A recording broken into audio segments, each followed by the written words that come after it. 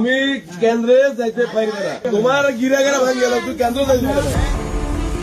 এভাবেই প্রকাশ্যে ভোটারদের হুমকি দেওয়ার অভিযোগ উঠেছে বিএনপির এক নেতার বিরুদ্ধে। একটি ভিডিওতে তাকে স্পষ্ট বলতে শোনা যায়, ভোট কেন্দ্রে গেলে পা ভেঙে দেওয়া হবে। একই হুঁশিয়ারি বার্তা তিনি বারবার স্পষ্ট করেন, বলেন কেন্দ্রে যেতে পারবেন না, যদি যান পা ভেঙে দেওয়া হবে।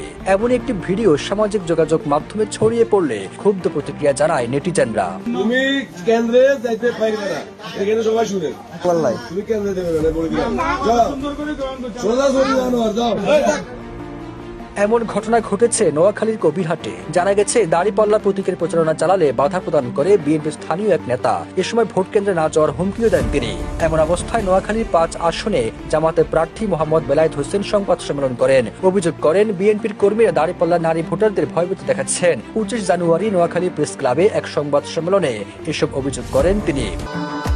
ভবিষ্যৎ হোক নিরাপদ, বিনিয়োগ হোক বিশ্বস্ত, আর আমার পছন্দ সল্ট বে। যুব দলের টোটনের নেতৃত্বে মহিলাদেরকে ভয়ভীতি, হুমকি এবং আমাদের মহিলাদের উঠান বৈঠক বন্ধ করে দেওয়ার জন্য সেই সন্ত্রাসীদেরকে হামলা চালায়। সংবাদ সম্মেলনে জামাতের এই প্রার্থী আরো বলেন, কবিরহাট পৌরসভার ৩ নম্বর ওয়ার্ডের যুবদল নেতা আলাউদ্দিনের নেতৃত্বে ভোটারদের হুমকি ধামকি দেওয়া হচ্ছে। এমনকি জামাত সমর্থিত নারী ভোটারদের ঘরের বাহিরে বা কেন্দ্রে গেলে পা ভেঙে দেওয়ার হুমকি দিচ্ছে বিএনপির কর্মীরা। তোমার গিরাগারা ভাঙিয়ে গেল, তুই কেন্দ্র যাইতে পারবে না।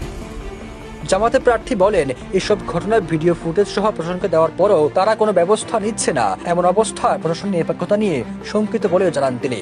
বেলায়েত হোসেন আরো বলেন, জুলাই গণঅভ্যুত্থানে বিএনপি জামাত সমান অংশীদার, তাহলে বিএনপিকে কেন বেশি সুযোগ দেওয়া হবে? নির্বাচন অবাধ ও সুষ্ঠু হোক, জনগণ যাকে ভোট দেবে সে নির্বাচিত হবে।